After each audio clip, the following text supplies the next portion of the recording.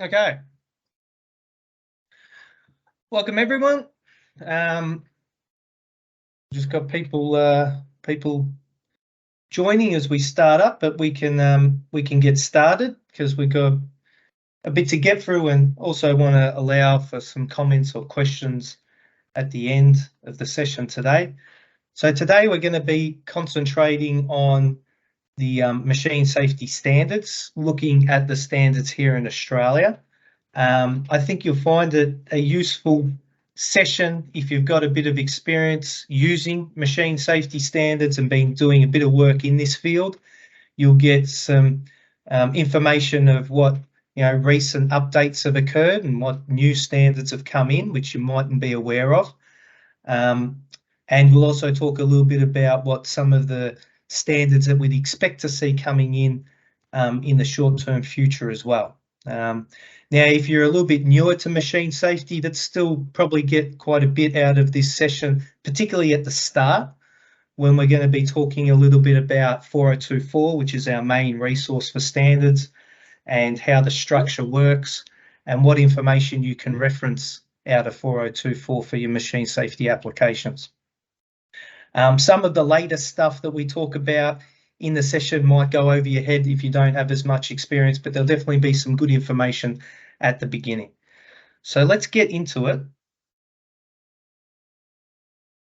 I'm going to be concentrating mainly on the 4024 standards. There's some other standards that I'll talk about as well, which are also relevant for machine safety, but the bulk of what I'm going to be talking about is the 4024 standard. So as I said, if you've got experience in machine safety, hopefully you're familiar with these. And we'll talk about how the standards are structured, what information you get out of them, what have been recent updates, which I think are topical to talk about, and then what new additions or changes we've seen in the international standards that they're based on, how that might affect what's in 4024 in the short-term future.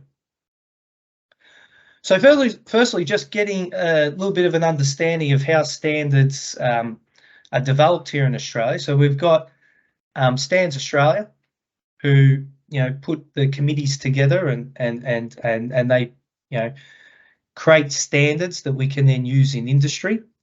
I sit on the standards committee for the machine safety standards, mainly dealing with the 4024 standards. Now, they're not legislated.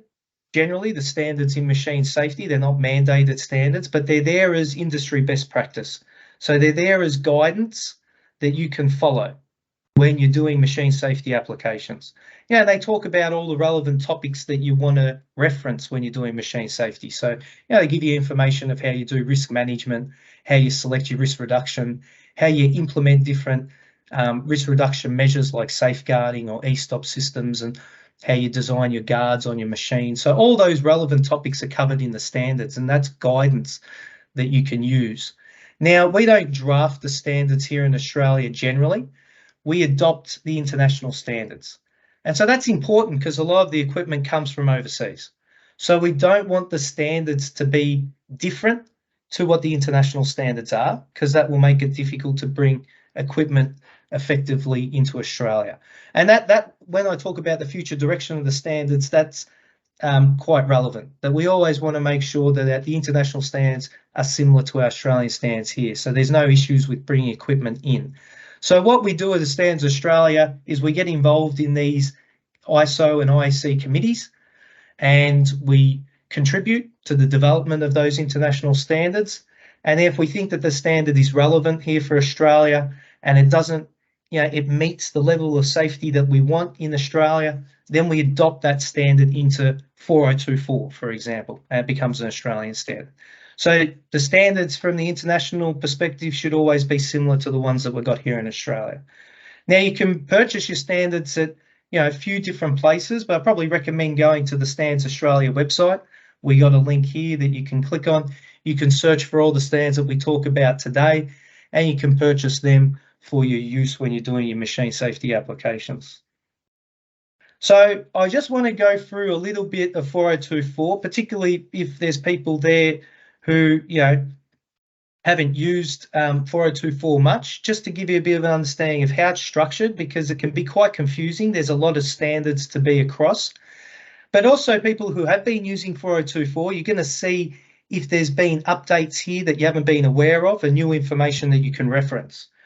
So, and this is my opinion of how I explain these different, 4024 sections. The standard's broken up into, well, the family of standards is broken into 3 different groups. So you've got the 1000 series standards, okay? So all of these standards obviously have a 1000 number, okay? So 4024.1201, 4024.1501, you get the idea. Now, my opinion of what this represents is it represents all the fundamental topics. So these are the topics that you'll be referencing over and over again when you're doing machine safety. So you think about this like your fundamental toolkit for doing machine safety. And if it's a fundamental topic, we put it in this series. Now, this collection of standards you can purchase as a complete series. Yeah, it's called the 4024 2019 series. So you can purchase all of these standards all together. I think on Standards Australia it costs you about $900 for a PDF or a hard copy, hard copy version. So that's quite good value when you look about how much information that you get in this series. So some of the topics that you'll get in here, you get information on how to do your risk assessment on your machine, general principles for selecting risk reduction. So they're covered in 4024.1201 and 4024.1303. You've got information here on the electrical or the requirements for your electrical design and installation on your machines, which is in standard 4024.1204. Some machines emit hazardous substances and those types of things. So how do we deal with those types of risks? So this standard talks about those topics there, 4024.1302. Ergonomics is a big one. So designing our machinery to take into consideration ergonomic aspects, 4024.1401. When we get to safety control systems, you've got a few different standards that you can use. You can design your safety control systems to the architectures of category to make sure that the control system is reliable enough for the risk that we want to reduce. So you can design your system to categories using 4024.1501, or you can design it to a known level of reliability using performance levels, which is a standard there, 4024.1503. Now, when you do a safety control system, you also need to test it and validate it. So if you want guidance on how to validate your architectures, you've got a standard here, 4024.1502. Then there's standards that talk about common risk reduction measures that we see on machinery. So how do you design your mechanical guarding, 4024.1601? How you design your interlocking systems, say on your interlock guards and those types of things on your machine, 4024.1602. Unexpected startup. So this is a standard which I think sometimes gets forgotten, but it's a really fundamental standard. A lot of times when we get access to a machine, when we're doing operational tasks or we're doing maintenance, we want to make sure or ensure that that machine doesn't start up when we're in the middle of doing that task, because then someone might get hurt. So if you're looking at the appropriate ways of stopping the machine from starting up when we don't want it to, this standard gives you a lot of guidance on that, 4024.1603. Obviously, there's a standard that talks about e-stop systems. Basically, e-stops are on nearly every machine that we'll see. There's standards that talk about human body measurements, which is important for ergonomics and the design of our guarding. There's a standard here, 4024.1801, which talks about how we design the dimensions of our guard and where we place our mechanical guards, so that people can't reach over or reach under the guard or reach through the guard and still access the hazards. So all of those lookup tables are here in 4024.1801. And then there's some ergonomic standards down here on how we design our displays and controls, and how we select our actuators, and how we provide information to the operator using signals and those types of things on the machinery. They're all discussed in these 1900 standards. So you can see these are all very fundamental topics in the 1000 series. You can purchase this as a full collection from Standards Australia, and that will probably cover you for most of your requirements when you're doing machine safety applications. All right, so these are topics that you'll just reference over and over again. Now, you've got the 2000 standards. Okay, so once again, these all start with a 2000 number. These, how I explain this, these are other relevant topics, but they're not so fundamental. So you don't use them over and over for all types of applications, but they can be very important for specific applications. So it's important to be aware of what information's here. Now, these ones you purchase as you need them. So you purchase them individually, all right? So for example, if you're doing a machine safety application where hygiene's important, maybe a food manufacturing plant or something like that, you'll want a reference 4024.2501. If you've got two-hand controls on your machine and you want to know how to implement that correctly, 4024.2601. If you've got wireless controls, say you've got an overhead crane and you control it with a wireless pendant, you don't want that crane to move when your battery goes flat on your controller or something like that. So all those aspects of safe wireless control are covered here in 4024.2602. Now, this one's a complicated title, positioning a safeguard with respect to human approach speed. So let's say you think about something like a light curtain. For people who are listening in who have a bit of experience with machine safety, you'll know what a light curtain is, device which detects when someone walks through the field. So it's not a mechanical guard. It's not stopping you physically from getting to the machine, but the light curtain detects your presence, and then the system needs to stop the machine before you actually move to where the hazards of the machine are. So of course we need to position the light curtain appropriate to give enough stopping time for the machine, taking into relation how quickly you're going to move through space to get to where the hazards are. So all of those formulas, when you need to use that type of principle, are all here in 4024.2801. High voltage systems, another standard here that you can use maybe in heavy industry, mining, quarrying, that type of thing. If you've got high voltage systems that you need to do interlocking, there's a standard here, 4024.2901. So some of these are quite recent additions. Some of them have been around for a while, but just always bear in mind the 2000 standards, and you purchase these as you need them. Then we get to the standards, which I think are probably most underutilised here in Australia. And these are fantastic standards. And I would say that these are generally your first port of call, okay? These are the 3000 standards, and these are standards specific for certain types of machines. So why these are so useful is, say you're doing a safety system on a blow molder, the standard specific for that will tell you exactly what type of hazards you're going to see on your blow molder, and it'll give you recommendations of what risk reduction measures you should be putting in place. Okay, so they're very, very useful standards tailored exactly to your application. So we've been adding a lot of standards in here over the last few years. So just to kind of summarize this for people who maybe aren't aware of some of the new standards that come into this section, we've got 4 standards here which cover all different types of presses. So a general requirements press standard with 3001, additional requirements for mechanical presses in 3002, hydraulic presses in 3003, and pneumatic presses in 3004. They were updated in 2021. So if you have old versions of the press standard, be aware they've been updated, and these are your new standards that you use. For milling machines, we've got 4024.3101.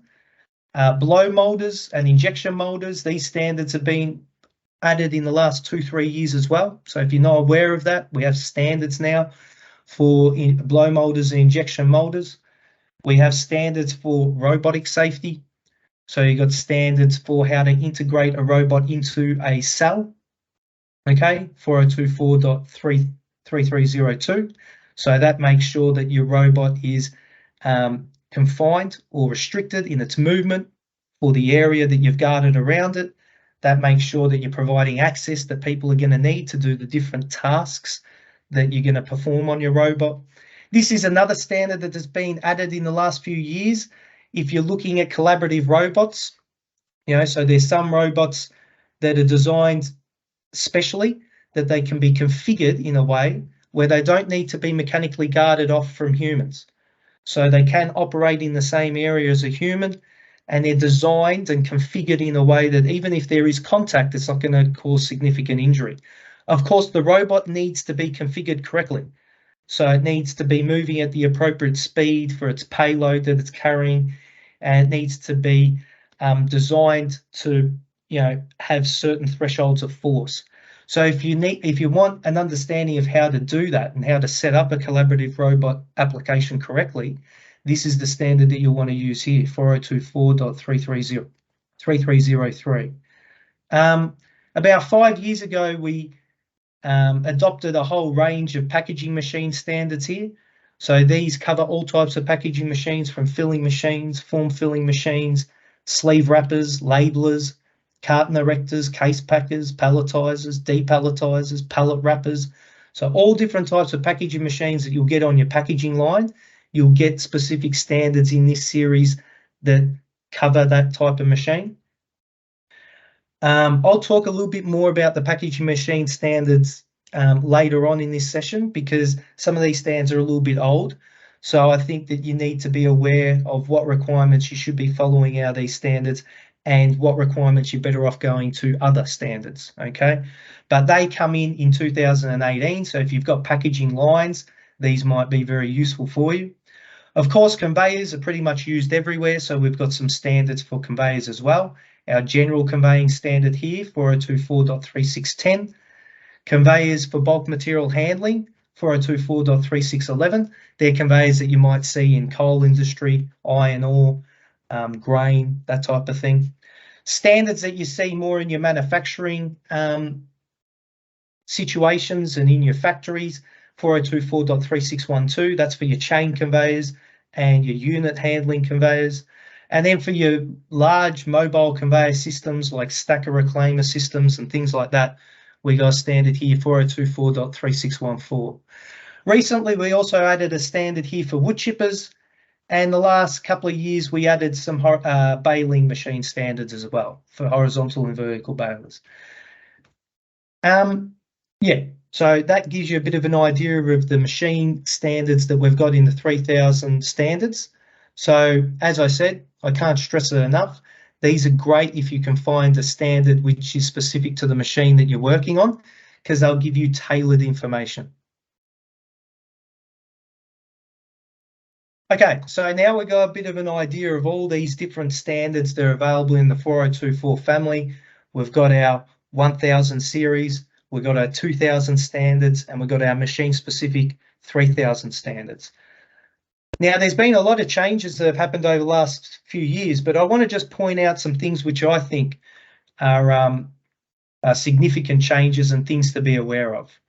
So a lot of times I get comments from people that they say it's just so confusing. There's so many standards, and there's no real guidance to help me navigate all these standards and help me understand what standards I should be using for what applications. Well, there actually is some guidance. There's a document at the start of the 1000 series. It's called 4024.1100. Now, this is a document that's written by the committee to help you navigate this array of 4024 standards, okay? So it talks about what information you'll find in the different standards available to you. Also, if you're getting equipment from overseas, your machine supplier will be talking about ISO and IEC standards. And so if you want some guidance on how that relates to Australian standards, because remember, as I said earlier, we're adopting international standards into this 4024 structure. There's a cross-reference table in this document that will explain what the equivalent international standard is for each of your 4024 standards. So that can be quite useful when you're talking to suppliers from overseas, okay? So that's a good document just to be aware of. Electrical requirements. So as of 2019, this standard was added to the 1000 series, 4024.1204. This covers the electrical requirements for design and installation for machinery. Now, this is the adoption of the international standard, IEC 60204. So this is the standard that your machines will be designed to. Well, hopefully they're designed to, okay? So when your machines come in from overseas, they're generally going to be designed to this IEC standard. So that's why we put this standard into the 4024 family, so that you can reference how your machines are being designed and installed. Okay. Now, if you've been using the old Australian version of this, you might have a copy of AS 60204. It used to be a separate standard by itself. But as of 2019, we thought that this was so fundamental for machine safety, we brought it into the 4024 Part 1 series, okay? Now, this is going to give you a lot of requirements for all things related to electrical safety, like your incoming supplies to your machine, protection against electrical shock, protection of your equipment with your circuit breakers and those types of things, earthing requirements, bonding requirements, what functions your electrical system should perform on the machine, sizing of your conductors, cables, selection of your conductors, wiring practices, all your testing and verification, right? Now, just be aware, a lot of these topics overlap with requirements in AS3000, okay? And there are some differences between the requirements when you get to the absolute detail. So just be aware of that. Your machines are going to be designed to this standard, not AS3000 if they're coming from overseas. Okay, so for example, maybe sizing of cables might be slightly different between AS3000 and this standard, and the color of the cables that you use might be different as well.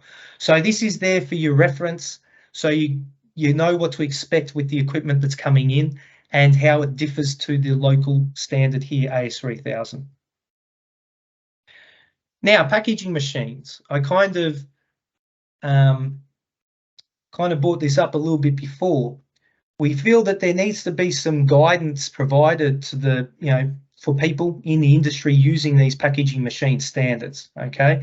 So these packaging machine standards come in 2018. These are all these 300-400 standards in the 4024 family. And the idea was that they were going to provide a lot of guidance for people who were doing safety on packaging lines, right? But where we had a little bit of debate in the committee is that these standards are adoption of a very old European series of standards, the EN 415 standards. And some of these standards that we've adopted are very old. They're over 25 years old.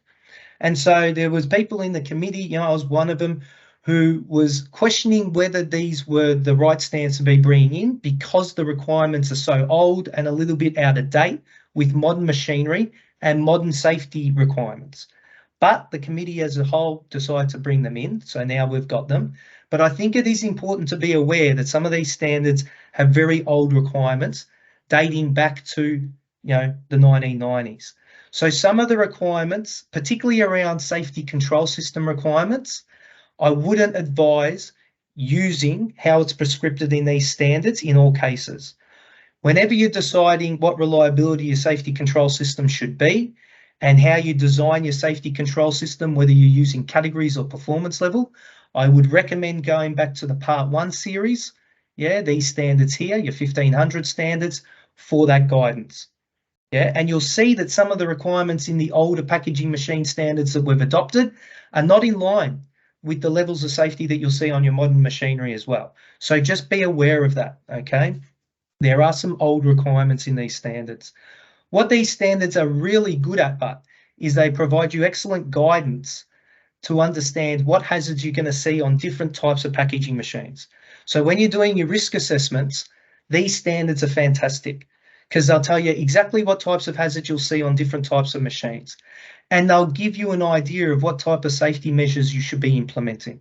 So that's where the value of these standards are, but maybe not so much in the detail of how you implement those measures. You probably should go to back to your 1000 series for that guidance. Now, if you want some more information, we have put together a course because we see that this is a little bit confusing, right? So we have put together a course which goes for a day where we concentrate on all the different packaging machine standards that we've adopted here.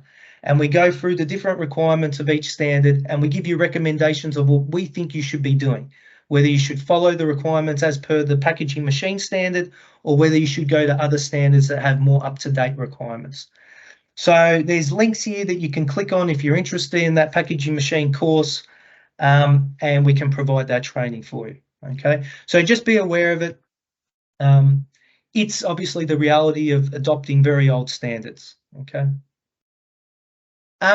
And now I just want to talk a little bit just in general about the machine-specific standards, just once again to stress that these are a great resource and they're the best place to go to when you're doing a machine application because they give you tailored information for that machine. Now, there's always new standards that we're adopting because we're trying to make this section as valuable to the industry as we can. Okay, so we're trying to provide as much information for all the people so you can find your relevant machine safety standards in here. Some of the recent additions that you'll see, some of these I've already mentioned before, but in 2001, we updated all the press standards. So just be aware of that. If you're using the old press standards, we now have a general requirements standard, additional requirements for mechanical presses, additional requirements for hydraulic, and additional requirements for pneumatic. We also brought in the injection molder standard in 2001 and the horizontal baling press standard. In 2020, we brought in the vertical baling press and the wood chipping standard. So just be aware there's some of the newer machine-specific standards that are available. But I'll have my contact details at the end of this slideshow, which I think Adam's going to be sending you a copy of. And if you feel that there's machines missing in here, and you think that there's machines that you guys use that are commonly used in Australia and have significant safety risks, please get in contact with me and let me know what machines you want us to add, because we always want to make sure that we're listening to the industry and providing the information that you guys want. So let me know if you think that there's machines that we can add in here. If you're using a current international standard already, give me that information as well. And then the committee can look at what international standard you're using. And if we review it and we think, yep, this is a good level of safety, we'll adopt it in here and make it an Australian standard, okay? Now some standards which are not part of 4024, but are very relevant for machine safety. So there's two standards which have recently been updated. So I just wanted to give you that information if you weren't aware that we have updated the pneumatic standard and the hydraulic standard. Of course, a lot of machinery have these systems on there and they have a lot of hazards associated with them. They need to be designed and installed correctly. So all that information will be in these standards, AS2788 for your pneumatics and AS2671 for your hydraulics. Both of them got updated in 2021. So that's just a little bit of a summary of some of the standards which I think are particularly important to talk about, which have recently been changed. Now we're going to talk a little bit about some of the standards which we probably expect to be coming in the short-term future, okay, or things that we're discussing at the committee bringing in. So safe access of machinery. So this is permanent access to your machinery, generally for your large machines, where we've got, raised work platforms and stairs and ladders and things like that. The design of how we provide access and the design of those elements that provide the access are all covered in these standards here. So we've adopted a machine-specific permanent access series of standards here, ISO 14122. This goes in the 2000 section of 4024, so you can purchase these individually. We'll have 4024.2201 for how to decide what the best means of access for your machine is. 4024.2202 for how you design your work platforms and your walkways. 2203 for your design of your stairs, step ladders, guardrails, and 2204 for your fixed ladders.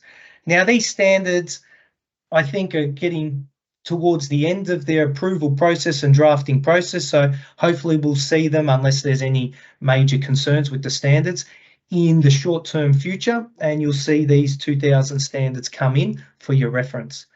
Now, if you've been doing a bit of work in machine safety in the past, you might be already using this standard here, AS 1657. That's a standard that also does talk about these types of access elements as well, ladders and stairs and work platforms. The committee did go through these standards and we have modified the requirements to make them compatible with this standard here. So if you've been using this standard in the past, there shouldn't be any issues transferring over to these ones here. And these ones are probably good standards to use because they're specific for access for a machine, where this standard is really just for access to anything, okay? So I would recommend to change over from this standard to this series, and you should find that the requirements are compatible with each other. So there shouldn't be any issues doing that. Another standard that the committee's considering bringing in, of course, this would be a machine-specific standard here, 4024.3704. This is a little bit further away than the safe access standards, but still being considered and discussed in the committee, is bringing in a standard for automated warehousing systems. Okay, so this is for rail-dependent storage and retrieval systems. So we see a lot of work in logistics. We see a lot of, warehouses being automated, shuttle systems for carton storage and retrieval, or using these SRM cranes up and down aisles for pallet storage and retrieval. So we think it's a value to bring in a standard which gives clear requirements of that. We're looking to adopt EN 528. So if you want to use an international standard straight away, you don't want to wait for the Australian one. This is the one that we're looking to adopt. We think that that's probably the best standard around to use. So we'll have some guidance there for these types of systems that you're seeing in your automated warehousing. Now, if we do adopt this, just be aware that that means that we'll have to update the conveyor standards for unit handling as well. So 4024.3612 will have to be updated to be compatible with this warehousing standard. Okay, so we'll see a few different standards change if the committee decides that they're going to adopt this into 4024. All right, now this is where, if you haven't got much experience designing safety control systems, some of this information I'm talking about might start going over your head, so that's okay. But for people out there who have been doing a lot of design of safety control systems, these might be questions that you've had or frustrations that you've had. And so I just want to quickly talk about some of the updates we've had in the safety control standards internationally and what that might mean here for our Australian standards, okay? So if you've been doing design in safety control systems for machine safety, you've probably come across this standard, ISO 13849. That's the international standard for designing systems to performance level. Okay, so you can design your system to a known level of reliability using this standard. Now, this recently got updated just this year, okay? And this was a significant update, right? So this standard is now quite a bit different to its previous versions. So some of the things, now there's a lot of stuff that has been updated, but this is some of the stuff that I believe is important.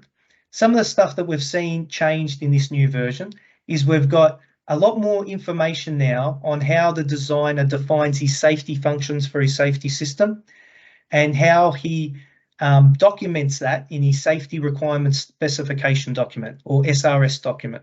Now, this is something which, when I go into industry and I see the documentation that's produced, still seeing that it's not done very well or not at all. Okay, so I do think that it's important that ISO's added a lot of this information in there because it doesn't seem to be something that's being performed well. So if you're designing safety systems, this is going to be really good information to get a clear understanding of how you break your system down into safety functions and how you document your safety functions in your SRS document so you can have a proper design, verification and validation activities. So I think that that's a great inclusion. For people who have experience using this standard before, you obviously need to select your performance level required for your safety system. And part of that is you need to determine how avoidable the hazard is. Now, that's always been a little bit unclear, and it's always been a little bit subjective and quite inconsistent in how people do it. So ISO's provided a lot more information. There's a little method now in the selection process in the Annex A to help you determine what your avoidability of your hazard is. So that makes things a little bit clearer for everyone. Now, there's a lot more or updated guidance on how you develop your safety-related software in this standard as well. And there's new methods and guidance for how you can design your safety system, taking into consideration EMC. So that's the international version. In Australia, we adopt a version of this ISO standard here in 4024. For people who do a lot of work in this area, you'll know of 4024.1503. That's our standard for performance level. That is the adoption of the 2006 version of the ISO standard. So this is now 17 years difference between our version and the international version. Now, as I said, in my opinion, one of the main aims of 4024 is to adopt international standards so we stay equivalent with international norms, so there's no issues with machines coming in and out of Australia.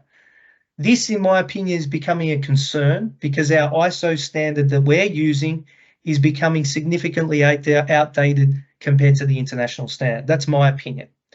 But there's some committee members who have some big reservations or concerns about some of this new information that we see in the current ISO standard, particularly around guidance given to development of safety-related software, and particularly around the new requirements and methods of design for EMC.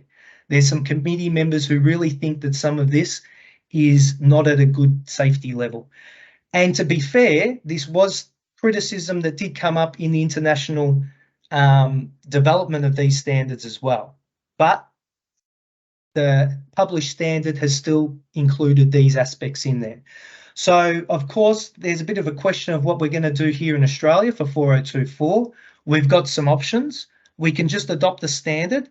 I think that that's unlikely because there's committee members who really have a dislike for some of these new areas.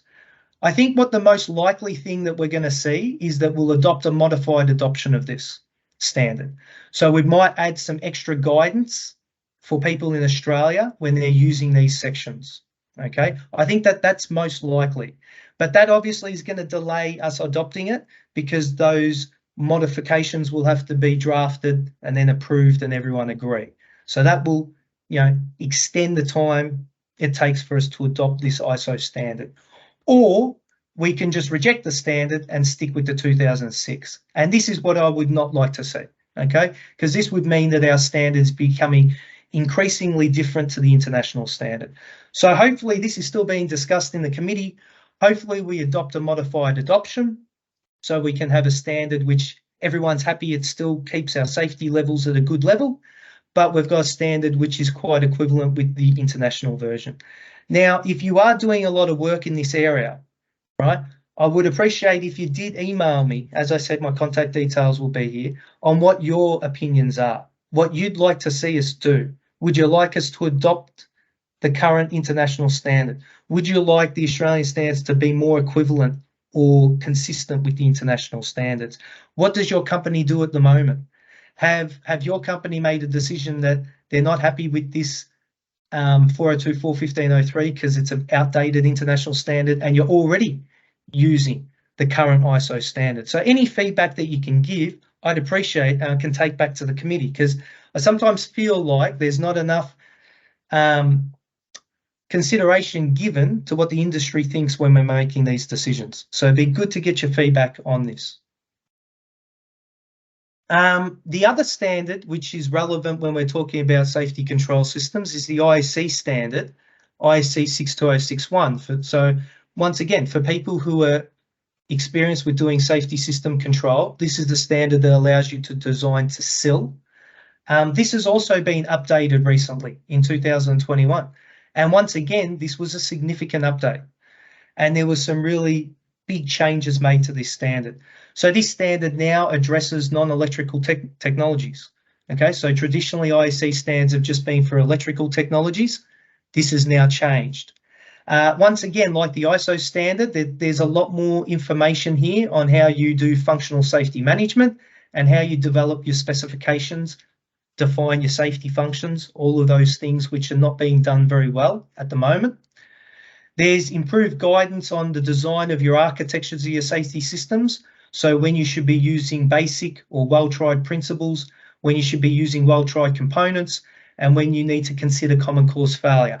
So that was a little bit poorly explained in the previous versions. It's a lot clearer now.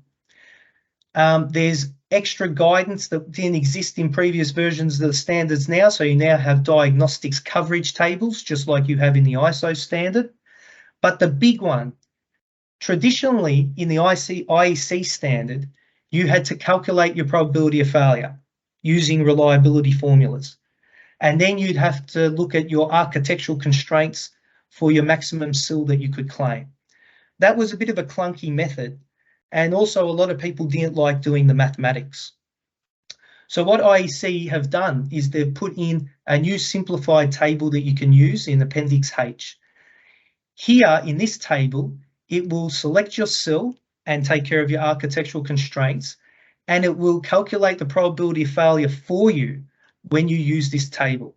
So it's very similar, if you're familiar with the performance level method, it's very similar to using the table in Appendix K of the ISO standard. So now you can get your probability of failure and your sill. You don't need to do any mathematics, and your probability of failure and architectural constraints are all handled in the one table. All you need to know is your system's architecture, mean time to failure, and diagnostics coverage. So this might be a really big change for a lot of people, and they might be more willing to use this IEC standard than what they have in the past, because they don't need to do mathematics and they don't need to do these two separate operations anymore. Now, once again, we have our own adoption of the IEC standard, AS62061. It stands outside of 4024, okay? So just be aware of that. It's not in the 4024 family. We have a version which includes the amendments up to 2015. So our standard's a little bit different to the current international standard. So once again, there's discussions started now in the committee about having a look at this IEC standard, making sure that we're all happy with that, and we're keeping the correct levels of safety here in Australia. And I think you'll probably see some form of adoption of this standard in the short-term future. Okay. Once again, it might be modified. It depends on if any of the committee members have any significant issues with this current IEC update. Okay, but at some stage we should see, adoptions, maybe modified adoptions of the ISO standard for performance level and the IEC standard for sill, hopefully. Okay. So yeah, that's pretty much what I wanted to talk about today. Just give a bit of a rundown of 4024 and the information that you get in 4024. Talk about some of the recent changes that we've seen in 4024, which I think are important to be across, and then a little bit of an indication of some of the standards that we're currently looking at in terms of adopting and adding to that reference material. Now, if you want any further information on some of these things, we do have some great training courses that are available as well. If you want to get a bit of an update on all types of safety topics or an introduction into the safety topic, this course here, Machine Safe, is a good course, covers all the different aspects of machine safety, 2-day course, great for people starting out in machine safety or people who just want an update of what's changed in the standards or regulations. So there's a link there that you can click. Once again, I talked about this packaging machine course. The reality is that we've adopted some very old standards. So we put a course together to give some guidance on how we think you should apply the requirements of those standards. So if you want more information of that, that's the 1-day course that we've got for the packaging machines. If you're interested in these new versions of the ISO and IEC standard, which I've just talked about in the last couple of slides, and we've got a course here that goes for 2 days online, which takes you through the design process of the new ISO and IEC standard. If you want some information on what these new international standards look like and how you apply them. If you just want information on risk management, we've got a 1-day course on that as well.